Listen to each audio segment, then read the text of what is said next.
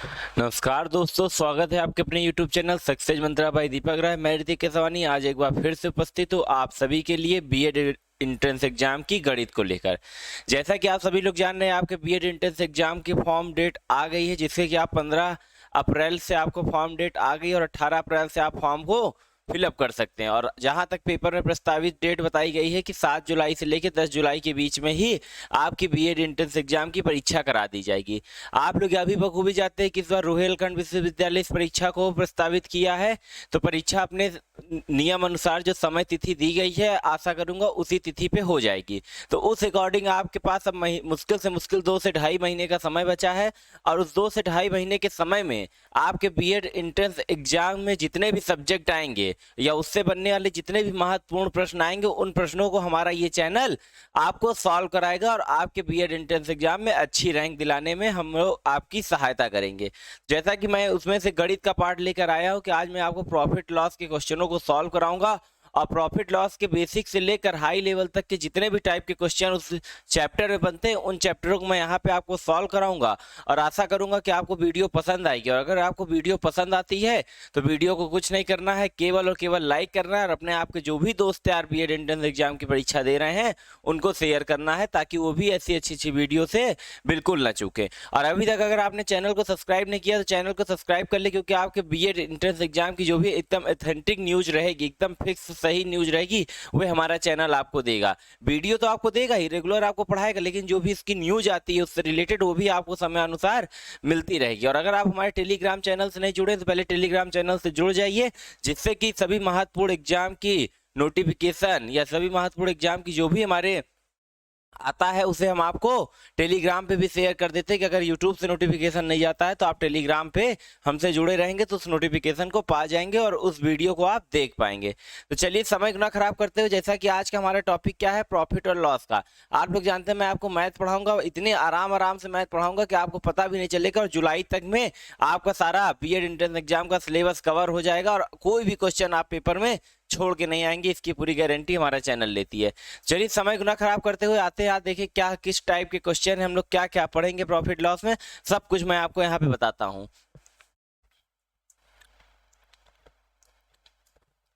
चलिए देखिए, profit loss हमें पढ़ना है तो पहले प्रॉफिट लॉस लिख लेते हैं।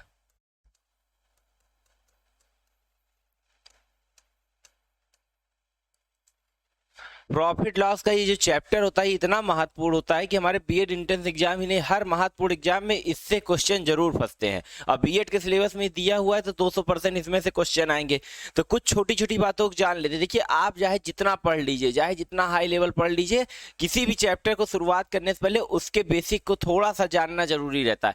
थोड़े से उसके बेसिक को बताएंगे, फिर उसके बाद क्वेश्चनों के माध्यम से आपको पूरा चैप्टर एकदम क्लियर कर देंगे। तो चलिए देखिए, प्रॉफिट और लॉस में केवल 4 चीज की बात होती है। एक क्या, एसपी। एसपी मतलब क्या होता है, हमारा विक्रय मूल्य। क्या होता है, विक्रय मूल्य। विक्रय मूल्य हमारा क्या होता है, जो वस्तु दुकानदार बेचता है, जिस रेट में अपने ग्राहक को बेचता है, वो क्या होता है, हमारा विक्रय मूल्य होता है। उसके बाद दूसरी बात हम लोग किस पे करते हैं, सीपी पे करते हैं। सीपी हमारा क्या होता है, क्रय मूल्य होता है।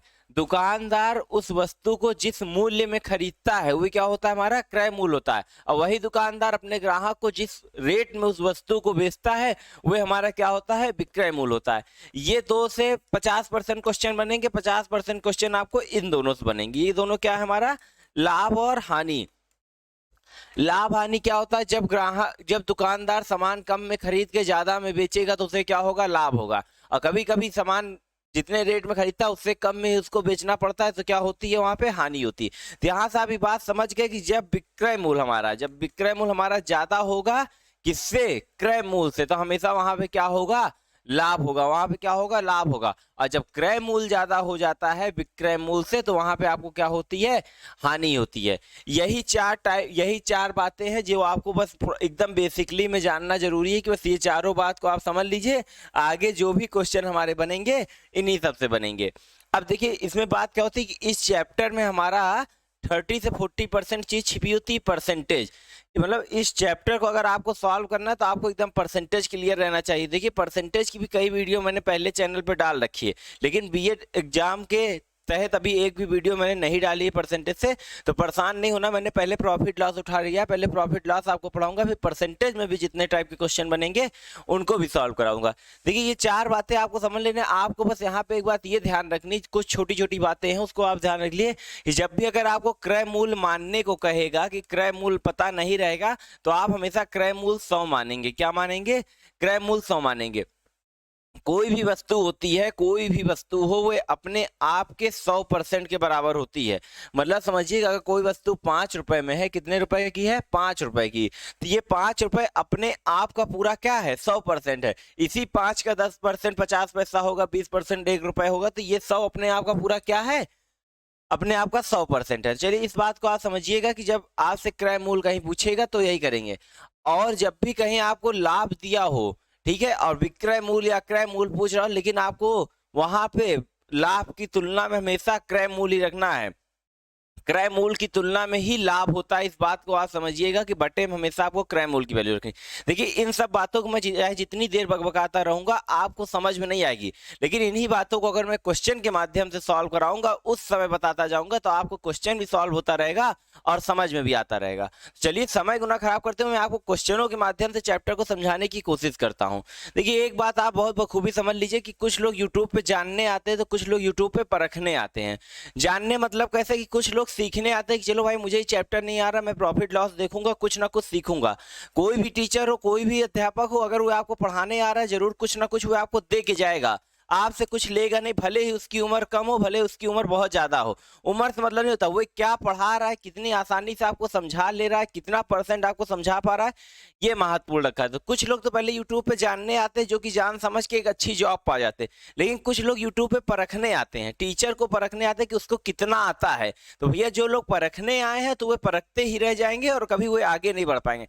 इसलिए जो सामने वाला आपको जो पढ़ा रहा है, उस बात को आप समझिए कि वो आपको कैसा पढ़ा रहा है, क्या उसकी बातें आपको समझ में आ रही हैं। यूट्यूब पे एक नहीं 1 लाख मैथ के टीचर पढ़े हैं, तो अगर आपको हमसे नहीं समझ आ रहा तो आपको किसी और से समझ में आएगा, लेकिन समझ में तो आपको आएगा ना, क्योंकि आपको केवल क्या करना है? पढ़ना है। हमारा काम क्या है? पढ़ाना है, अपना पूरा 100% देना है कि आपको समझ में आए। चलिए आइए देखिए आज के क्वेश्चन किस प्रकार के हैं।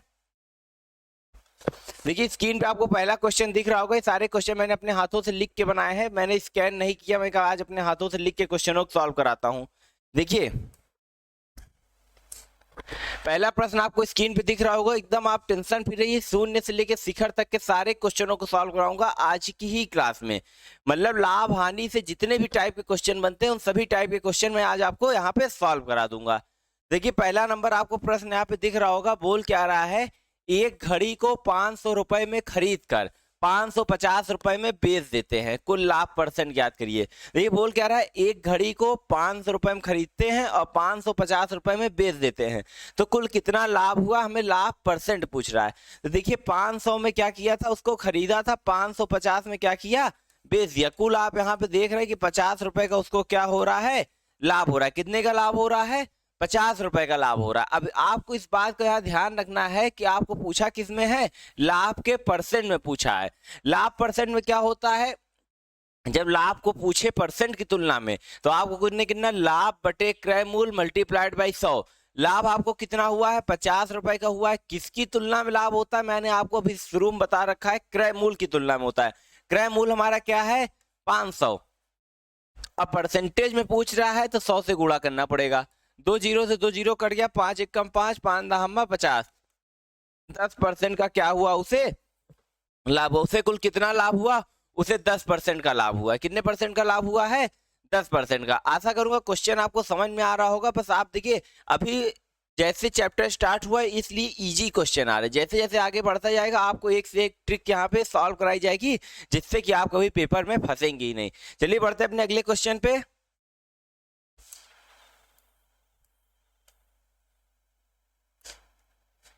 देखिए प्रश्न नंबर दूसरा है, बोल क्या रहा है, एक रेडियो को 440 रुपए में खरीद कर 400 रुपए में बेच दिया गया, तो उसका हानि % ज्ञात करनी है। पिछले क्वेश्चन में हमसे लाभ % पूछा था, इसमें हमसे क्या पूछ रहा है? हानि % पूछ रहा है। कितना हानि पूछ रहा है? एक रेडियो को 440 रुपए में खरीदा है और 400 रुपए में बेच दिया गया, तो उसे हमें हानि ज्ञात करनी है।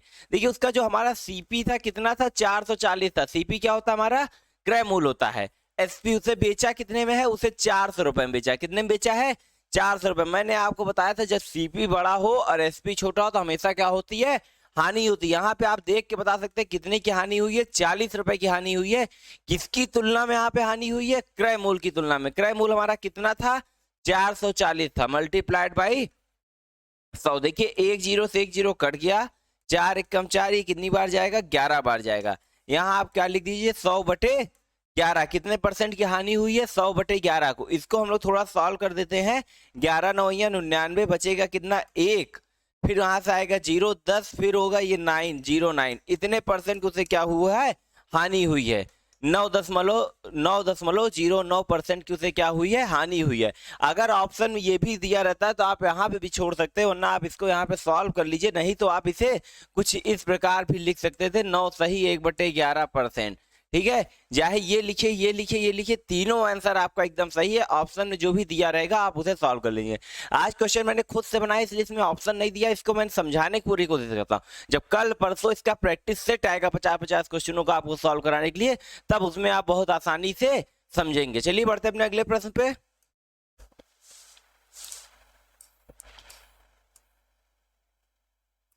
देखिए प्रश्न उत्तर नंबर 3 है। ये क्वेश्चन बहुत ही अच्छा है और कई बार एग्जाम में पूछा गया प्रश्न है। बोल क्या रहा है, किसी वस्तु को 3 रुपए में 4 की दर से खरीद कर 4 रुपए में 5 की दर से बेच दिया गया तो उसको लाभ हुआ कि हानि हुआ, हमें प्रतिशत में बताना है। बात को समझिए, बोल क्या रहा है, 3 रुपए में 4 की दर से खरीदा है। बोला क्या है, 3 रुपए में कितने की दर से खरीदा, 4 ठो, और 4 रुपए में कितने की दर से बेच रहा है, 5 की दर से बेच रहा है। पूछ रहा है उसे हानि हुआ है कि लाभ हुआ है, यही हमसे क्या किया हुआ है, पूछ रहा है। तो आपको यहाँ पे देखिए करना क्या है, इसमें छोटी सी ट्रिक है, आपको क्रॉस मल्टीप्लिकेशन कर देना है। क्या कर देना है, क्रॉस मल्टीप्लिकेशन। देखिए 4 चौक क्या हो जाएगा, 16 हो जाएगा, 3 बचे क्या हो जाएगा, 15 हो जाएगा। ठीक है, अब आपको ये ध्यान रखना है, नीचे वाला हमारा क्या है, सीपी है, ऊपर वाला हमारा क्या है, एसपी है। ठीक है, ये हमारा क्या है, यहाँ पे सीपी है, ये हमारा क्या है, एसपी है। और आप यहाँ पे देख रहे हैं कि आप ये समझ लीजिए क्रय मूल्य हमारा 15 है, विक्रय मूल्य हमारा क्या है, 16 है। दोनों में कितने परसेंट का अंतर है, 1 का अंतर है। कितने का अंतर है, 1 का। और ये 1 हमारा क्या है, लाभ है। ये 1 हमारा लाभ है, किसकी तुलना में, 15 की तुलना में। कोई भी चीज 15 चीज बेचने पे हमें एक चीज का क्या मिल रहा है, लाभ मिल रहा है। तो आप ने 15 लिख के मल्टीप्लाइड बाई क्या कर देंगे, 100 कर देंगे। 5 या 15, ये क्या हो जाएगा, 20। टोटल क्या आ गया, 20/3। इसे हम लोग थोड़ा सा सॉल्व कर लेते, 3 छंग 18, बचेगा 2, फिर 20 हो जाएगा, 3 छंग 18 18 18, ऐसे ही चलता रहेगा। ठीक ना, तो कुल 6.67% की हमें क्या हुई है, यहाँ पे लाभ हुआ है। क्या हुआ है, लाभ हुआ है। ठीक है ना, 6.67% का हमें क्या हुआ है, लाभ हुआ है। देखिए आप, मैंने गलती से हानि लिख दिया था, लेकिन हमें हुआ क्या है, लाभ हुआ है। चलिए बढ़ते अपने अगले प्रश्न पे।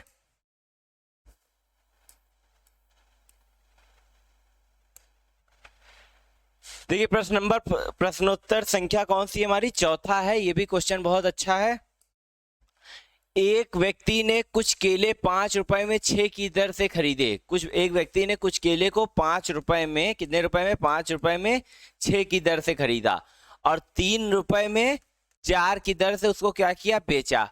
बोल रहा है कि उसको लाभ हुआ कि हानि हुआ, हमें यही बताना है। मैंने आपको पिछले क्वेश्चन में इसकी ट्रिक बता रखी है, आपको कुछ नहीं करना है, क्रॉस मल्टीप्लिकेशन कर देना है। 5 चौक क्या हो जाएगा, 20 हो जाएगा, 6 तिरिक क्या हो जाएगा, 18 हो जाएगा। नीचे वाला हमेशा क्या रहता है, सीपी रहता है स्ट्रिक में, ऊपर वाला हमेशा क्या रहता है, एसपी रहता है। अब आप यहाँ देख रहे हैं कि 20 वस्तु बेचने पे 2 वस्तु की क्या हो रही है, हानि हो रही। 2 वस्तु क्या हो रही है, हानि हो रही। इस बात को आप समझिएगा, बहुत छोटी स्ट्रिक है। इस क्वेश्चन को आप लॉन्ग मेथड से सॉल्व करेंगे, कम से कम 1.5 से 2 पेज में सॉल्व होगा, और आपका जो समय खींचेगा वो अलग। लेकिन इस ट्रिक से आप इस क्वेश्चन को 30 से 35 सेकंड में, 25 सेकंड में, 20 सेकंड में सॉल्व कर लेते हैं। बस आपकी कैलकुलेशन एकदम मजबूत रहनी चाहिए। कोई भी टीचर चाहे इतनी अच्छी ट्रिक बता दे, चाहे जितना अच्छा पढ़ा दे, लेकिन वे स्टूडेंट तब तक नहीं सक्सेस होगा जब तक वो अपनी कैलकुलेशन नहीं तेज करेगा। गणित अगर आप पढ़ रहे हैं तो आपको अपनी कैलकुलेशन को एकदम मजबूत रखना है कि कहीं कुछ दिक्कत ना हो। यहाँ आप देख रहे हैं 20 वस्तु पे वो क्या कर रहा है, 2 वस्तु की उसको क्या हो रही है, हानि हो रही। कितने की हानि हो रही, 2 वस्तु की हानि हो रही है। किसकी तुलना में हो रही है, 20 की तुलना में हो रही है। और प्रतिशत में पूछ रहा है, 100 से गुणा कर देंगे। 1 जीरो से 1 जीरो कट गया, ये 2 से 2 कट गया, उसी कुल कितने की हानि हुई, 10% की हानि हुई। कितने परसेंट की हानि हुई है, 10% की हानि हुई है। आशा करूंगा आपको सारे क्वेश्चन समझ में आ रहे होंगे। चलिए बढ़ते अपने अगले प्रश्न पे।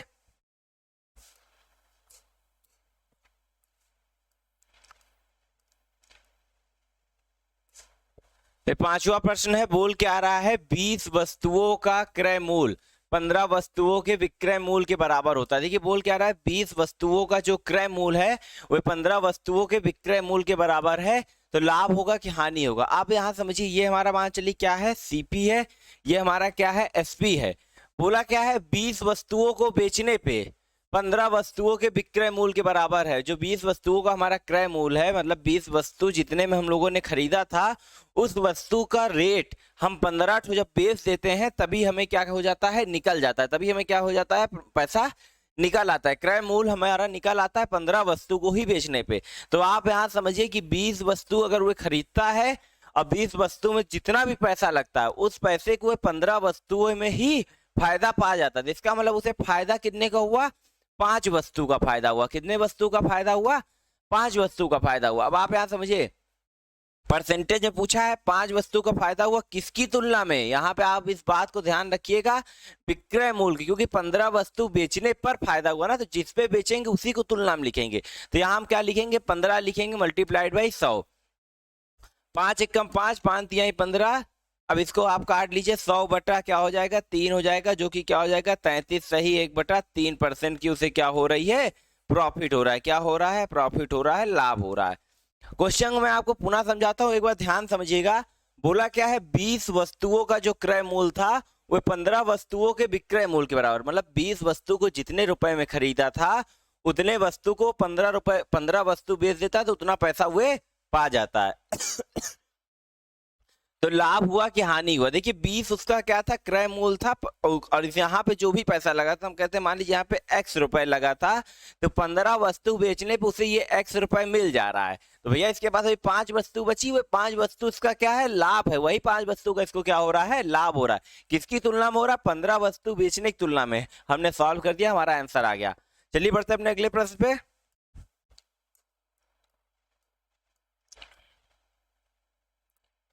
देखिए प्रश्न उत्तर नंबर 6 है, बोल क्या रहा है, 100 कलम बेचने पर 20 कलमों के विक्रय मूल्य के बराबर लाभ होता है, तो उसका लाभ प्रतिशत ज्ञात कीजिए। देखिए पहले ही बता दिया कि लाभ होगा, यहाँ लाभ और हानि नहीं लिखा, लाभ होगा, तो ये बात आप समझी गए। बोल क्या रहा है, 100 कलम बेचने पे जो उसका सीपी है वो 100 ठो जब बेच देता है तो उसे 20 कलम के विक्रय मूल्य के बराबर लाभ होता है। देखिए जो ये एसपी है, 20 कलम जितने की मिलेगी उतना रुपए का उसे क्या होता है, लाभ होता है। कब होता है, जब 100 ठो बेचता है। तो आप यहाँ समझिएगा, इसका मतलब बात को आप बहुत छोटा सा समझिएगा कि 100 वस्तु का जो भी 100 कलम का जो भी क्रय मूल्य रहा होगा वह 80 पेन बेचने पर ही हमें क्या मिल जाएगा, उतना पैसा मिल जाएगा। अगर ये 100 वस्तु हमारी मान चलिए x रुपए में मिली थी हमें, तो 80 पेन बेचने पे हमें ये x रुपए मिल जाएगा, तभी हमें 20 कलम का क्या होगा, लाभ होगा। तो यहां समझिए कि 20 का लाभ हो रहा है हमें कितना बेचने पे, 80 पेन बेचने पे। ठीक है, और 80 पेन क्यों हो रहा है, क्योंकि 100 पेन हमने जितने में खरीदा था उतनी पेन हमारी 80 रुपए में बिक जा रही है। अब प्रतिशत में पूछ रहा है, इसलिए 100 से क्या कर देंगे, गुणा कर देंगे। 1 0 से 1 0 कट गया। ठीक है, 4 दूनी 8, 4 पंचे 20, 5 2 एकम 2, 2 पंचे 10। कुल उसे कितने का लाभ हो रहा है, 25% का लाभ हो रहा है। कितने परसेंट लाभ हो रहा है, 25% का। क्वेश्चन को आप पुनः समझिएगा, कुछ नहीं करना है, बहुत इजी क्वेश्चन है, एक बार समझने की देरी है आपको। 100 कलम बेच रहा है तब उसे 20 कलमों के बराबर क्या हो रहा है, लाभ हो रहा है। अगर आप समझिए कि आपने कोई चीज 10 रुपए में 10 ठो खरीदी है, ठीक है, उसे आपने क्या किया, जितने में खरीदा था आपको 2 रुपए का उसमें लाभ हो रहा है। इसका मतलब है कि आपने 8 वस्तु ही बेची तभी आपको 2 रुपए का क्या हो गया, लाभ हो गया। ठीक है, वही सेम कंडीशन यहाँ पे लगी है और हमारा आंसर आ गया। चलिए बढ़ते अपने अगले प्रश्न पे।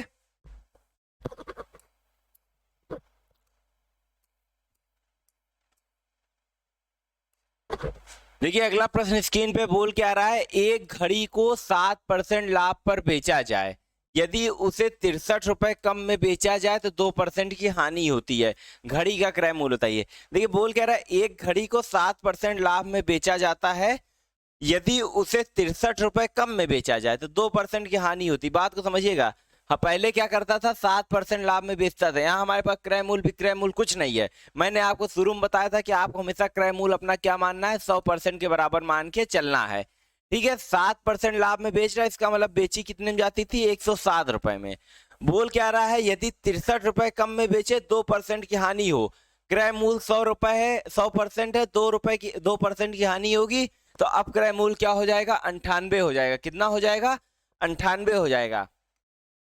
पहले कितना था, 107, अब कितना हो गया, 98 हो गया। क्यों हो गया, इस बात को आप समझिएगा, क्योंकि 63 रुपए कम में बेचा गया। कितने रुपए कम में बेचा गया, 63 रुपए में। इन दोनों के बीच का डिफरेंस कितना है, इन दोनों के बीच का जो डिफरेंस है हमारा कितना है, 9% का। कितने परसेंट का डिफरेंस है, 9% का। अब आप यहां से एक बात समझ जाइए कि ये जो 9% का डिफरेंस है वही हमारा क्या है, 63 है। देखिए, एक वस्तु को 60% लाभ में बेचा जाता था, अगर 63 रुपए कम में बेचा जाता तो 2% की हानि होती। पहले 107% का रेट मिल रहा था, फिर 2% की हानि हो गई। इसका मतलब दोनों के बीच डिफरेंस कितना है, 9% का। वही 9% की वैल्यू क्या है, 63 है। और जब 9% की वैल्यू 63 है तो 1% की वैल्यू क्या होगी, 7 होगी। और हमसे 100% पूछ रहा है तो हमारी घड़ी का मूल्य क्या होगा, 700 रुपए होगा। घड़ी का मूल्य हमारा कितना होगा, 700 रुपए होगा। 9% की वैल्यू 63 थी, इसका मतलब 1% की वैल्यू क्या आएगी, 7 आएगी। और घड़ी का जो हमारा क्रय मूल्य था कितना था, 100% के बराबर था, तो 100 इंटू 7, 700। घड़ी का हमारा जो भी क्रय मूल्य था कितना था, 700 था। आशा करूं क्वेश्चन समझ में आ रहा होगा। पढ़ता हूं अगले प्रश्न पे।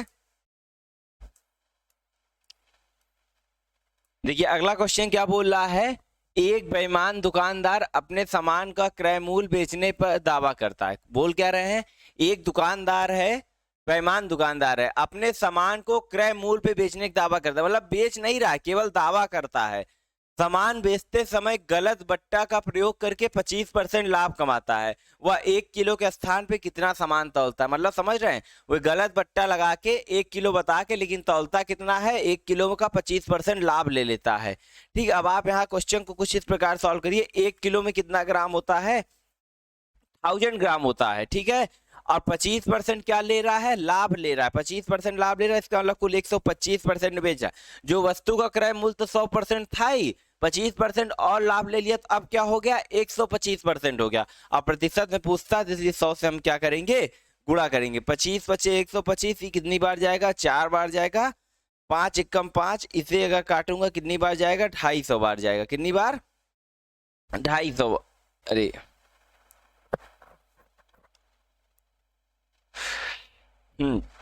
25 25 25 25 चौका 100। देखिए ठीक तो है, ये तो कैलकुलेशन मिस्टेक हो गई। देखिए 1 किलोग्राम में कुल 1000 ग्राम होता है। ठीक है, और 25% का लाभ ले रहा। पहले वस्तु का क्रय मूल्य हमारा 100% था, 25% का लाभ लेने के बाद कितना हो गया, 125% हो गया। प्रतिशत में निकालना है, इसलिए 100 से हम लोग क्या करेंगे, गुणा करेंगे।